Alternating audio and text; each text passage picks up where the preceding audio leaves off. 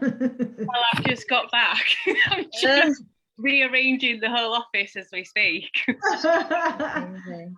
So I'm just going to start recording. So I think we're live. So hi, ladies.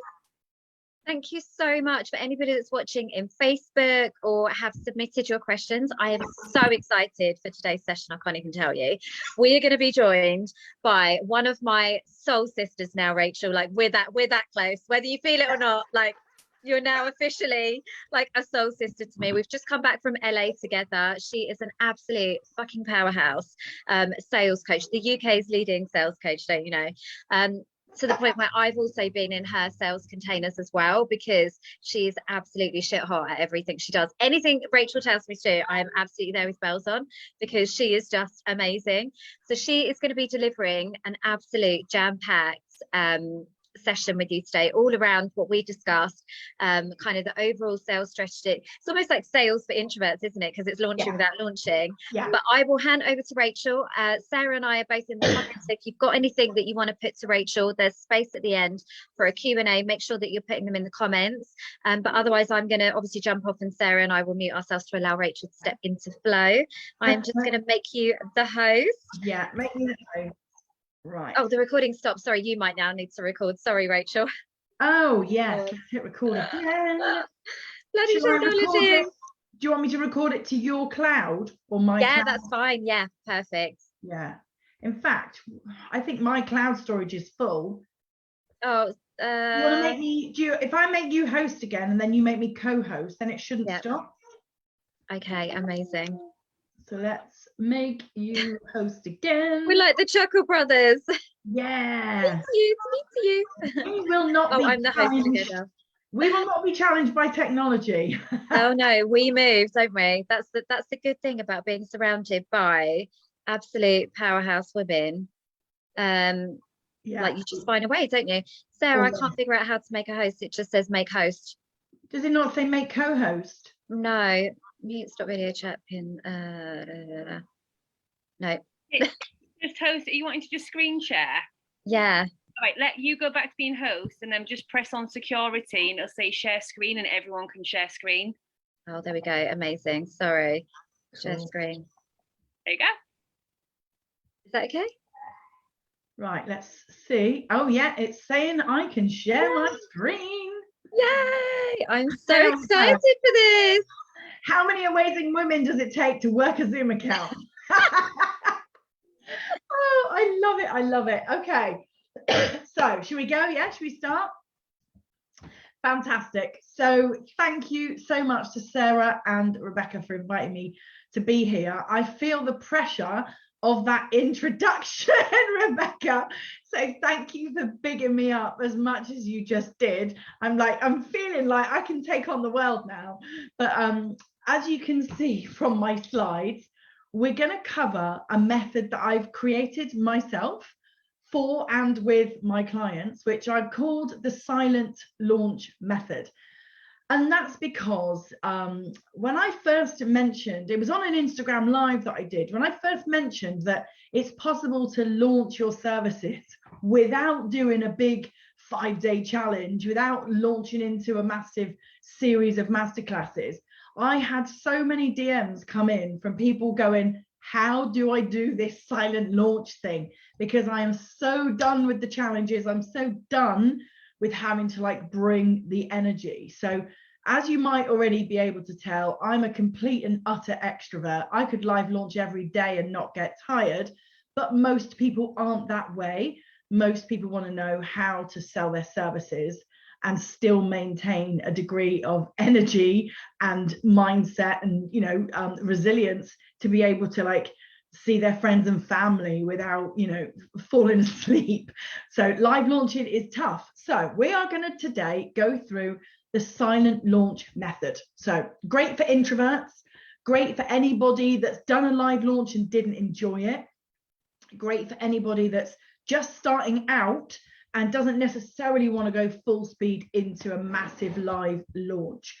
Happy to take questions, but I do know that this slide deck does take me quite a while to deliver, so might be better to put questions at the end. So first bit is interactive. So if you are watching in the Facebook group and you want to get busy in the comment box, please do so. I want to have some words from you all on how you feel about live launching. How does it make you feel?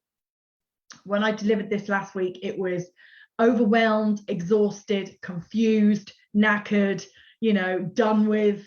So how do you feel about live launching? Just get clear in your mind. How does it actually make you feel? It might be that you like live launching. You just don't want to build your entire business model around it, which is exactly where I am with my business model. I serve my clients through a number of different containers, and those coaching containers are filled through a variety of things: social media, contact and building relationships, a live launch, and evergreen funnels. So you can have a business that does one of those things, all of those things, but you can also have a business that does silent launching. So let's move on. You are in the right place. I've already sort of gone through this. If you want to get sold out in your coaching or your online service business, but you don't enjoy live launching, this is absolutely the presentation for you. If you are an introvert or you struggle with your energy in some way, absolutely, you're going to learn a lot here. And if you love the idea of receiving inbound inquiries, so people coming to you so that you feel sought out, you feel searched for, rather than you always doing the hunting, the hustling. If you want to receive inbound inquiries from people saying, hey, how do I get to work with you? Then you're going to learn a lot in this presentation. So what do I know? Who the hell am I anyway? My name is Rachael Howarth. I spent many, many years as a corporate sales director. I worked for 17 years for Auto Trader. So anybody in the UK that's ever bought a car, you will know who Auto Trader is. Anybody that doesn't have a clue who Auto Trader is, it's the #1 automotive brand in the UK, whereby we had, at the time I was working for them, I had 13,500 customers in my department. I had 60 staff, and I had a target of £100 million to hit. And we used to have to go out and sell advertising and media services to car dealers who didn't want to spend any money. So it was quite a tough job. My team had to bring in £2 million every single week. So I learned sales the hard way, and I learned it in a male-dominated environment. I was a young 24-year-old girl when I first started working for them. Lots of middle-aged men tried to be very condescending to me, very hardball negotiation. So I learned sales the hard way. When I left corporate, I started at my own training consultancy, which was a face-to-face business, whereby we sold leadership, customer service, and sales and communication training to banks, to marketing agencies, to law firms, to accountancy practices. And all in all, I've trained over 2,000 people so far to sell. I've helped my clients in the online space make over $2 million. And I am now dedicating my life's work to helping female online service providers and coaches, because I am totally on a mission to help women create wealth through their expertise. So that's a little bit about me. Hopefully you now feel that you can trust what I'm about to share with you. And just so you know, there is no big sales pitch. A lot of the time you invite people in to come and do these presentations, and there's some big pitch at the end. Absolutely, there is no pitch within this presentation. I am not here to sell to you. I'm here to train you. But there is, for anybody that wants it, a free gift for you at the end, because we all love free stuff. So what is sales not? It is not about asking for money. And I know a lot of people fear sales because they feel that it is just them asking for money, which doesn't feel comfortable. Sales isn't about that. It's not about persuasion, and it's certainly not about being pushy. It's not a one-sided conversation. It should never be a one-sided conversation. And it is most definitely not linked to your self-worth. There will always be people who say yes, and there will always be people who say no. There's usually more people that say no than say yes. Most people have a conversion rate under 50%, which means in sales, you do need to be resilient. You do need to be able to separate getting a no from you as a person. If you get a no, it doesn't mean you're a bad person. It doesn't mean your services are crap. It just means that that person wasn't right at that particular moment. But all in all, sales is about helping people. It is just a conversation between two people who can help each other. So for any of you that fear sales, or you resist it, you push it away because of how it makes you feel, I want you to ask yourself, how do you feel about helping people? Do you feel like there are people out there in your audiences right now who need your help? Because I guarantee that there are plenty of people out there who need your help. So all you're really doing when you're selling to them is giving them opportunity to say yes to that help. Okay, so it might be that you need to just work on your mindset around sales. So truth time, most people who struggle to sell their services are making the same mistakes. And they're not just making them once, they're making them over and over and over and over again. I see this and have seen this for years. And those mistakes are either having no strategy or strategy abandonment, which means having a strategy and putting it in place, but then not allowing that strategy enough time to be effective before you end up throwing in the towel and saying, oh, that didn't work. I tried a live masterclass, that didn't work. I've tried Facebook ads, that didn't work. I've tried Instagram, that didn't work.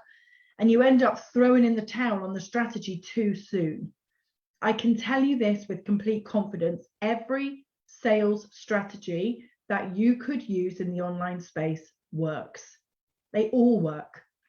It's just a case of choosing the right one for you and then allowing that strategy enough time, which might include some reflection and review and then repetition and going again with a slight tweak or adjustment to the strategy to get it to really work for you.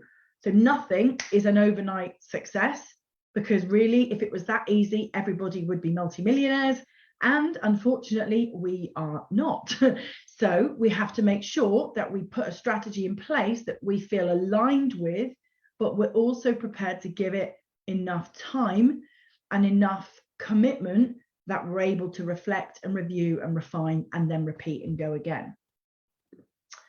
So do you feel committed to creating a strategy? I hope so. That is why you are watching this.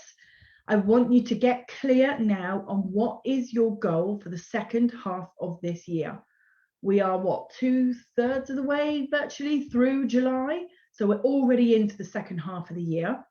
If you take out summer December for Christmas, then actually we've got less than 5 months left. What is it that you want to achieve? Get really, really, really clear about that goal, because it's going to help you for the rest of this slide deck to have that goal in your mind. Can't believe I just referred to Christmas while we're having a heat wave. So a typical launch. What does a typical launch look like? It could look for you something like a post and hope strategy. I think we've all done that, you know, hands up, guilty. We put a post out there and we keep our fingers and toes crossed, and guess what? We don't sell anything. And we call that a launch, and it really wasn't. It was a post. Another kind of launch could be a live masterclass, could be a 5-day challenge, could be a 3-day, 4-day, 5-day. I know people who've done 20-day challenges, 28-day challenges. So it could be a challenge. It could be a live online workshop that could be anything from like 1 day to 2 days. Yeah, but there are so many other ways that we can launch. And I want to open your mind to what these other ways are. And the way we're going to start with that is, I want you to think about who you are selling to. At any one time, your audience is at one of these 4 stages. They are either problem unaware, they don't know what their problem is right now, or they're problem aware, so they've discovered what their problem is.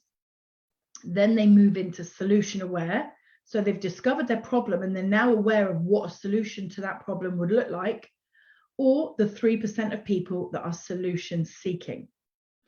Now, at any one time, 3% of your audience are solution seeking, which means 3% of your audience are easy to sell to because they're looking for the solution that you provide. The problem is that you don't know which that 3% is. You've got to call them out through your content. And you then look at the 14% of people that are solution aware. They might not be actively seeking your solution, but they're aware of what that solution needs to look like for it to be right for them. So the 14 and the 3 brings us to 17%, meaning that virtually a fifth of your audience should be fairly easy to sell to if you are delivering content that aligns to their solution, that talks about the desire that they have, that talks about what they want and why they want it. The hardest people to sell to, for obvious reasons, are the people that are problem unaware. And this is why we do educational content, to help make them aware. And then you've got the problem aware people. They kind of know what the problem is. These are the people that respond well when we talk about pain points. We empathize with where they're at. These are the people that would be interested in reading case studies that you might share, or your own personal story that you might share, where you talk about the problem that you had or your client had, and that they resonate with that, and then you take them on the journey of how you solved it. Yeah, so we've got different stages of the buyer journey, and your audience at any one time could be any one of these 4 stages, and that affects how well they respond to your content. So for those people at the front end of the customer journey, we need educational content and we need nurturing content. An example of good nurturing content would be when you go live. Yeah, going live is really great for nurturing, because people get to see your body language, feel your energy, hear the way that you articulate yourself, maybe see you do a live Q&A, see how you respond to things. And that is nurturing, because that builds trust, and it builds trust because they feel like they can really connect with you and get to know you.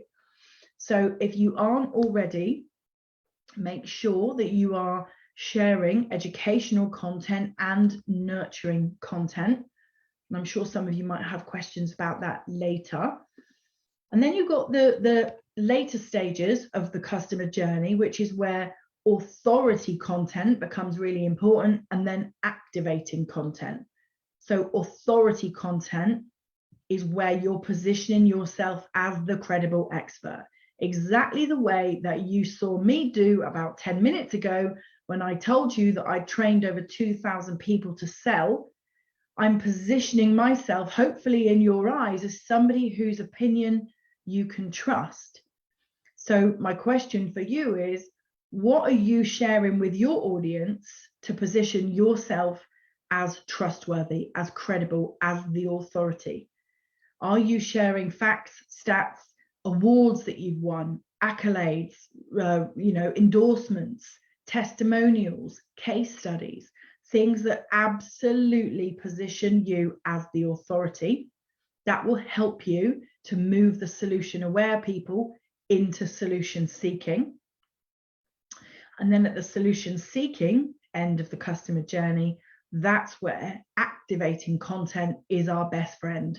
So that is messaging that sounds something like, if you're a weight loss coach, if you want to lose half a stone and you want to lose that with the support of a coach who's got a proven background in weight loss and mindset for long-term weight loss, then DM me the word weight loss now.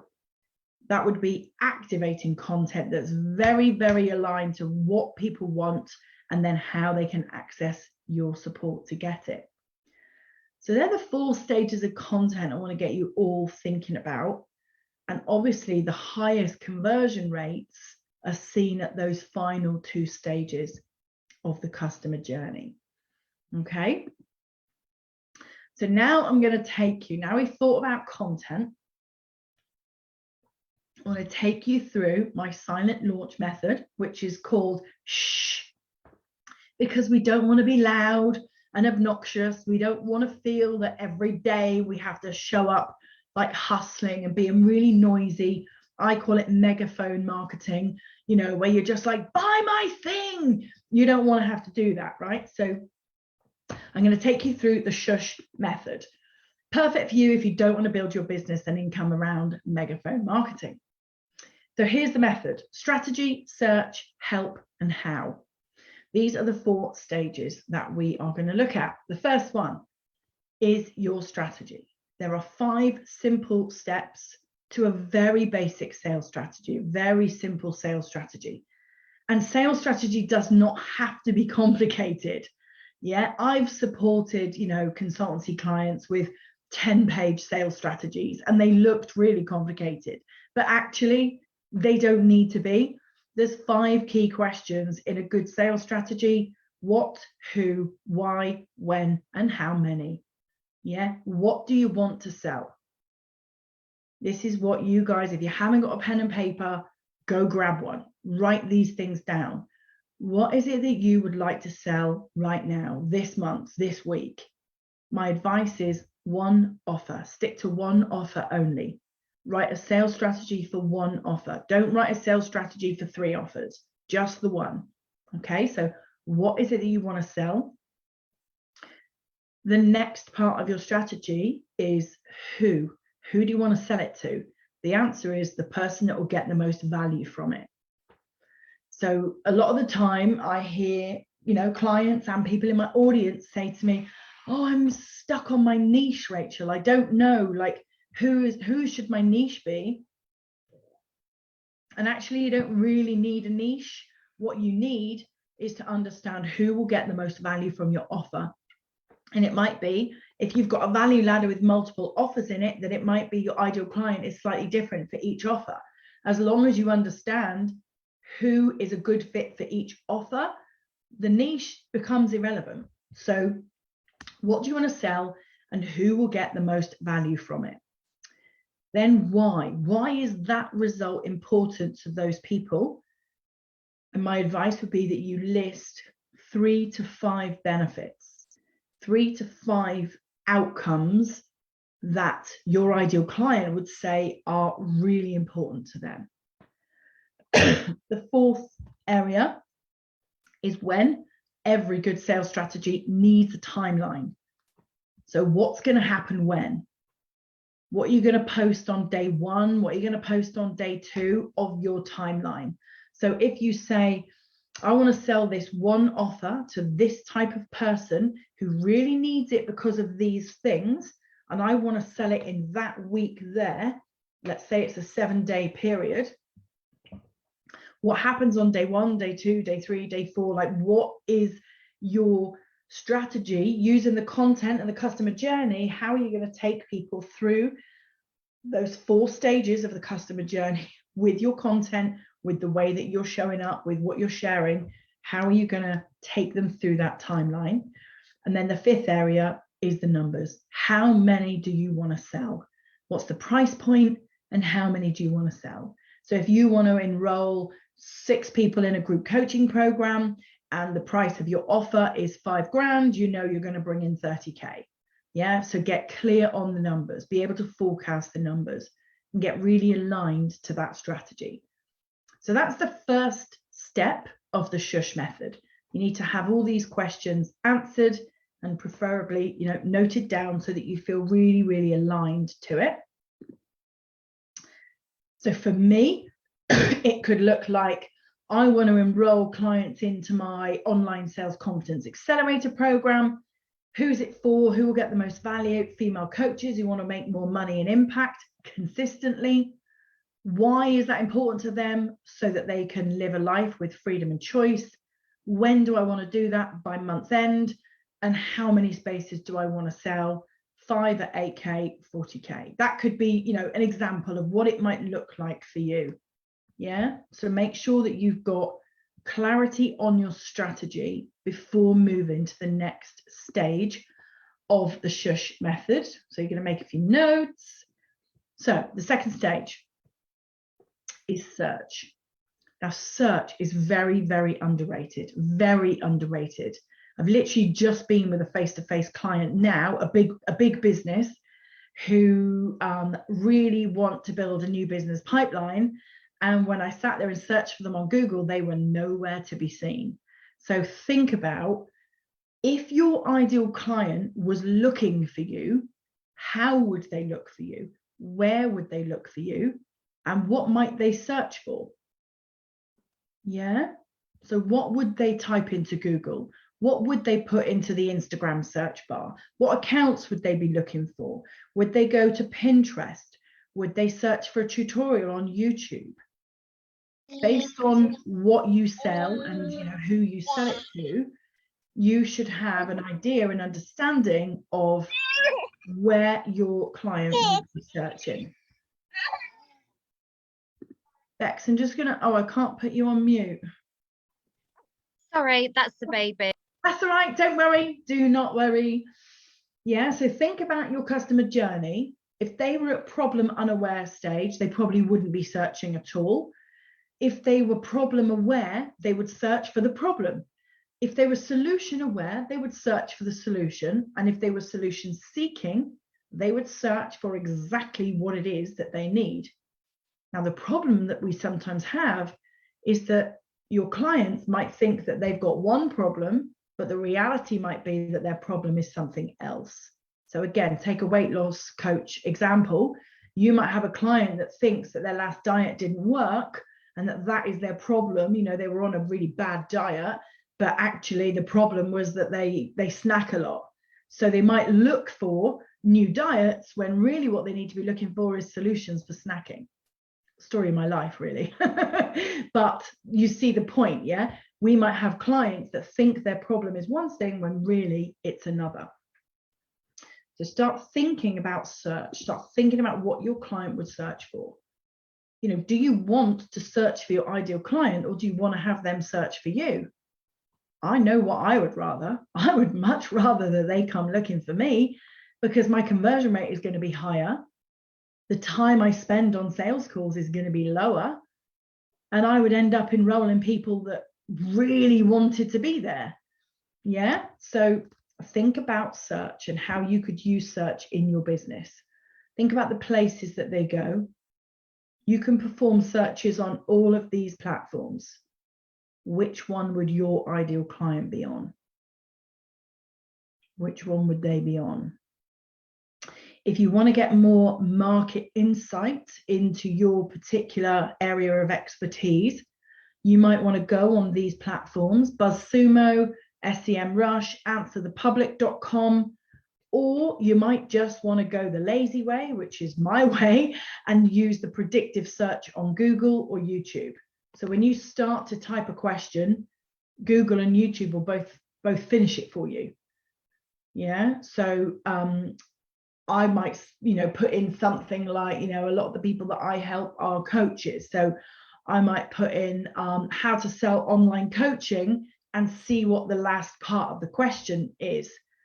Yeah. And like sometimes it will be and online courses, or it will be for women, or online coaching for entrepreneurs. Yeah. So I would just go and have a look at what the predictive search is suggesting for you on Google and YouTube. But on those platforms, you can get some good insight into your market. Okay, next thing for you guys to think about is, when they search, what do you want them to find? What do you want them to find? Do you want them to find the top of your funnel? Yeah, have you got something that's very, very top of funnel? Do you want them to find a lead magnet? Yeah, a landing page for a lead magnet. Do you want them to find a free pre-recorded training that you've got in your Instagram bio, for example? Do you want them to find a value-based post? Could be an article that you've written on LinkedIn, could be a blog that you've posted on Pinterest. Like, what do you want them to find? Do you want them to land on your profile? Yeah. Live launching is only relevant on a particular date and time. Yeah, for the week that you're live launching, for the week that you're enrolling, that's where you make the money, that's where your energy goes, that's where your business is focused. But when you focus on search, you're focusing on content that's got a much bigger shelf life. Every bit of effort that you put into creating long shelf life content. For example, an article on LinkedIn is always going to be searchable on Google because LinkedIn's authority is high. So Google will serve back a LinkedIn article. I won a huge consulting client off the back of them finding an article on my LinkedIn profile that was really, really old. And inside that article, there was an invitation to an event that I was running, advertised on Eventbrite, that was old and expired. The link was dead. And still that customer got in touch with me and said, I read your blog. I saw that you run an event on it. I wish I was able to have come to it, but obviously it's old. Can we meet up and have a cup of coffee?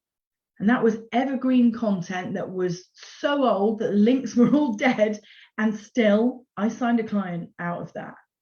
I wouldn't have signed that client if I was hoping and praying that my Instagram post would get seen. So think about search and think about long shelf life content. How can you make the most of content that is always going to be there for people to find? I had a sales call with somebody yesterday, and I knew that I knew her. I knew I recognized her name. I knew she was in my Facebook group. And she then offered up the information to me. She said, do you know what, Rachel? I worked out, I've been following you for 18 months. I've been to so many of your trainings. I've been in your email list forever. 18 months it's taken me to be at this point. So it does go to show, like, sometimes people find you, they find some content, they book a call really quickly, and other times it takes a while. And if you've got plenty of trust building content out there, you can really speed up that process. Just told you a story, don't need to tell you another one. So the key is create the asset once and make it work for you over and over and over again.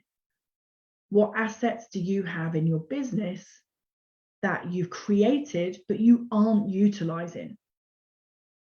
Yeah, when you tried a live masterclass, where's the recording for that? Are you doing anything with it? Have you evergreened it? Have you put it on a landing page so that people can watch it over and over and over on repeat if they want to?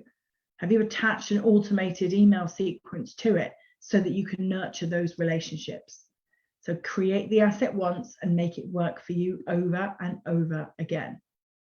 Okay, so I want you to list out on your piece of paper 1, 2, or 3, whichever you feel that you can, actions that you are going to implement in your business to help you maximize search and maximize evergreen content. Okay, when you write things down, you feel much more committed to doing it. That's why I'm getting you to write it down. Okay, moving on. We've done the S's. We're now into the H's of the shush method. The first H is help. A typical high ticket client is looking for 3 things, right? This is what we must always remember. Typical high ticket client is looking for speed of result, simplicity of method, and security or certainty. Yeah, security that you're going to be able to help them get it. So show them quickly in their search results how you can help them achieve that desired result. Think about those 3 things. When you build a lead magnet, how can you convince them and demonstrate to them that you can do those 3 things, especially if you're selling high ticket? So it might look like this. It might look like they search, they find a blog, there's a link to a free download, you then trigger an email, and within that there is a buy now link. It could look like a pre-recorded training video with an invitation to book a call. It could look like a free ebook, yeah, that you create once and it works for you over and over. And once they download that ebook, they get an email with an invite to your offer. The more of these that you test and you try, the more you'll start to learn what your audience really, really want. It might be an Instagram carousel and the back page is an invite to an ebook. Yeah, again, that would trigger the email with the call to action. And we've already talked about a LinkedIn article. Yeah, there are so many ways. I could list 100 combinations of these. There are so many ways that you can show your audience how you can help them without you needing to live launch, without you needing to show up and give your energy all the time. The tip, as I said earlier, is test, review, repeat over and over again, and find what works best. Find what feels good, find what's fun for you, find what's going to get you the best outcome. Okay, the fourth part of the shush method is the final H, which is how. So my question for you is, are you telling your audience often enough how they can work with you? Now, this is so often overlooked. People love you, they love your content, they see you showing up on your social media, they see you, but they don't know how they're going to be able to work with you because you're not telling them. Because maybe you're not doing that very explicit post that says, here's how you can work with me this July. Yeah, here's my new offer coming out. You're giving educational content, maybe 5 ways to overcome X, but you're not actually then on the back page saying, if you're ready to take action on really overcoming this, I want you to get in touch with me because I'm offering this right now. Yeah. So live launching is great for nurturing relationships, positioning you as an expert, and accelerating trust building. Yeah, that is why live launching works so well, because it's live, because it's you. Yeah. And one thing that we do when we live launch is we tell people how you can work with me. So in a silent launch, you got to make sure that you don't lose that part of it. Yeah, you need to make sure, because you are not delivering that live masterclass or that live 5-day challenge, that you're not then forgetting to tell people how they can work with you. Okay. Rebecca, you're in this picture. Woo! Us girls in LA feature in the slide deck. So on the subject of trust, don't forget, in a silent launch, we want to tell people how they can work with us. And they're not going to do that if they don't trust you. So I want you to think about 3 people that you trust. And then I want you to reflect on, what did the journey to this trust look like? How long did it take? What powerful actions could you take to allow your audience to be in your energy, to start to feel that trust and connection with you without needing to do a big one-to-many live launch? Think about people that you trust. Think about how you trust and what it takes for somebody to earn your trust. And maybe ask some other people, do some market research into that. Try to really get under the skin of how you're going to accelerate trust, because that is what live launching is all about. It's about accelerating trust. Now, you can't take away the live launch and still maintain that same level of trust without some effort. So I want you to think about, how are you going to build trust with your audience? Okay. And how can you make it really clear for them how they can get your help? So it might look something like this. If you're ready to create, insert your result, and you want to act as a proven way to do this quickly and with certainty, DM me the word launch. So very clear messaging, very aligned to what they want. Okay, so you can use that template, just insert your result, and obviously use a word that's relevant to what you do. And that style of messaging could start to work well for you.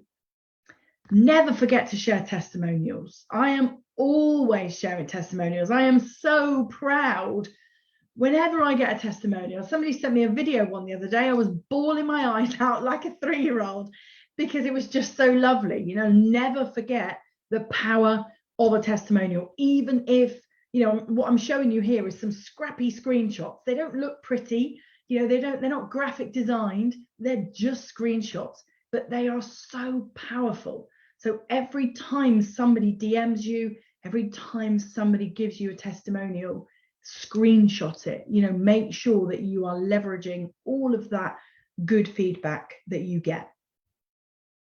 So that's it, guys. That is the shush method: strategy, search, help, and how.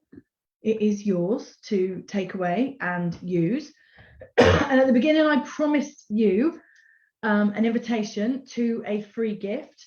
So if any of you really want to book a strategy call with me to get my opinion on what a silent launch could look like for you, then I will happily give you the link to do that.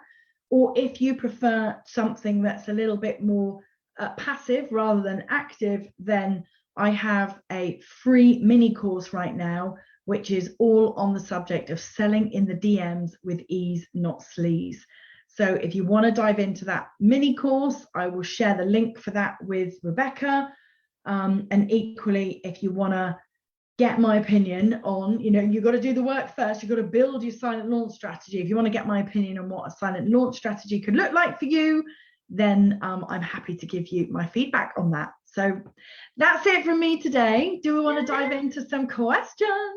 Oh yeah, I've got a couple actually, but oh my God, first of all, that was just so amazing, because I think we're so aligned in that way, in that I'm all about making business easier as opposed to harder. I mean, we can add so many bells and whistles to it, but it's like at any stage, particularly the women in this group, you need to get the most amount of bang for your buck. And where you were saying about ensuring that your content has longevity, like literally mind blown, because I've realized it's actually made me question quite a few things, because I've realized there's even masterclasses that I've done previously as part of my live launch strategy, and I've done nothing with it. It's just sitting in a pop-up Facebook group somewhere that is completely dead in terms of the energy. So I'm now thinking, maybe I'll pull that off, and that could be part of a new funnel and a free resource. Because again, I guess it's the more you can repurpose and work smarter, not harder, the better, because that will feed into that piece that you said about building trust. Yeah. Oh my God, I love it. I'm literally like mind blown. Like, I've been in coaching for years. I've probably got an entire blooming back catalogue of stuff just sitting around somewhere that could easily be at least generating leads. I'm sure a lot of the ladies in there have. So some of the questions around like implementing an evergreen funnel, essentially, because that's kind of like an evergreen process where you're, like you say, not doing the jazz hands launching, which just sounds amazing. I know Sarah particularly, she's just in the car right now, but for her, like, we are two different ends of the spectrum. So I am like big energy, new energy, vibe off people. Like, I love to just get on a call, do a voice note, have a chat. Like, I'm all about the live launching like you, whereas Sarah hates it and she's like, ugh. So this is probably speaking her language right now, but there are some concerns and questions around the size of an audience in order to be able to make that a meaningful launch. So what would you recommend for somebody who has quite a small audience size? So for small audience, I would say first of all, think about the different places that you can go to spread that message. Now, take Instagram, for example. We all love a bit of Insta, but an Instagram post lasts for about 3 days and then it's gone. Yeah, it's gone. Unless you save it to your highlights, or somebody's searching a particular hashtag and they find it. Roughly, if you're speaking about the feed, 3 days and it's gone. Whereas Pinterest, a Pinterest pin lasts for about 6 months. So you can put content on Pinterest and it just compounds and compounds and compounds. So you can grow your audience really, really quickly and get a lot of eyeballs and thousands of people looking at your stuff. I did a Pinterest trial for 3 weeks about 2 months ago, and I got up to 6,000 views on my content in that 3 weeks. Wow, and you definitely wouldn't have got that from Instagram. I think a lot of businesses are migrating away, aren't they? Because it's just not worth the investment of time. What kind of content would you put on Pinterest, just out of interest? So I repurpose all of my reels and TikToks over there. Oh, really? They're called idea pins over there. And also blog posts. And within the blog, there's a link to, a funnel, the front end of a funnel. So like we might write a blog that's about one of our lead magnets, and then within the blog there's a link to that lead magnet, and then that drives traffic into the lead magnet, which drives them into the funnel. So it's just about thinking about, like I said in the strategy bit, who is that one person, what is the offer, where are they going to be hanging out, and then making sure that you've got enough content out there to really like, you know, to meet them, to find them. You know, they're looking for you and you're looking for them. So you've got to give yourself enough opportunity. Now, that doesn't mean I'm saying to everybody, you need to be on every social media platform, because that's going to exhaust people more than a launch. We'll just do a launch. But, you know, I think it really comes down to being intentional. Yeah. Energy flows where focus goes. Absolutely right. Yeah. And you're very good at repurposing, like you say, like TikTok, you are the absolute bloody queen. I love your TikToks, they crack me up. Are you on there like all day? Because it looks like it's like it looks like you've continually got new videos. I'm like, and it's up my game. Yeah, no, it's just a case of I think being smart with your time. You know, like, so like I will create a video and then I will save it, and then it will go Pinterest idea pin, TikTok, Facebook Reels, and out it goes. And sometimes at different times. So it's just, and all of those things take minutes, like not even very long at all, because they're not Instagram. You know, it's Instagram that takes the time. Everything else is so much quicker. And I think it's also about just done is better than perfect as well. Sometimes we really get in our own way, don't we? Procrastinating, trying to make it look perfect. And the reality is it's just about getting your voice out there, isn't it? So that you can build that trust. Yeah, totally. One of the, you know, just going back to that question about audience size, if you have got a small audience and you want to know, like, the number one way to grow your audience is never going to be social media, ever. It's not. The number one way to grow your audience is what we're doing right now: collaboration. Yes. Collaboration. If you can get very grounded in what you're an expert in, and very clear and very confident about, you know, what do you know your stuff about, and then how can you find people that want your content, and then you go and offer your content and say, hey, your audience of people who work with you on X, I bet they also want to know why. And that person go, God, yeah, they would, you know, and you're like, okay, well, I could come and help you with that. And vice versa sometimes, you know, like they might want to come and help you too. And therefore that collaboration gives you both massive exposure. That's the fastest way to grow an audience. Yeah, I always think that. And it's also going to be a more highly converting audience, because they're already bought into the fact that if I've recommended you, obviously, and also bought into your services as well, then quite chances are you kind of know your stuff. So definitely anybody that moved over would be much easier to convert. Trust transfers, you know, like tomorrow I'm doing a lunch and learn for Enterprise Nation, and they've got 200 people registered. So when it comes to, if I spend every day this week posting on Instagram versus 1 hour tomorrow on a lunch and learn for Enterprise Nation, I'm going to get more outcome for that hour collaborating with them than I would posting on Instagram. Absolutely. You could literally be live for the whole hour and still not get that kind of conversion. I was just going to ask, actually, so first of all, I love the fact that you're like OG like me with the Google search optimizations as well, because nobody like ever mentions about that. And I'm like, there is an internet out there, you know, like, oh God, don't Google me though. I'd be terrified at what comes up. My daughter Googled me at school the other day. I was like, what? So obviously I've had businesses and stuff, so I'm like, oh God, I don't even know what's up there. I'm going to do it now. I'm going to do it. I was going to ask you though about how you create scarcity or urgency just out of interest for that evergreen funnel. Because if you're selling the same thing week in, week out, what I kind of advise people to do in my group is to do like a week 1, week 2 strategy. So week 1, it's all about just pure value, you know, nurturing your audience and just being visible, like you say, building trust. Then maybe week 2 would have some element of scarcity or urgency, i.e. if you book a call this week, there's like bonuses or something else like testimonials, all of those things. How would you recommend that they actually get, if they just rely on an evergreen model, how they get people taking action? Yeah, so one of the best ways to create urgency is create internal urgency, so internal to them. So when you make it in their mind, heart, body, everything, that they must have that thing, and that comes through the way that we write and the way that we share, that internal urgency for them is really what's going to motivate them. So that would be my number one. Like, how can you connect in with their emotions to such a deep level that they feel like today's the day? Today is the day.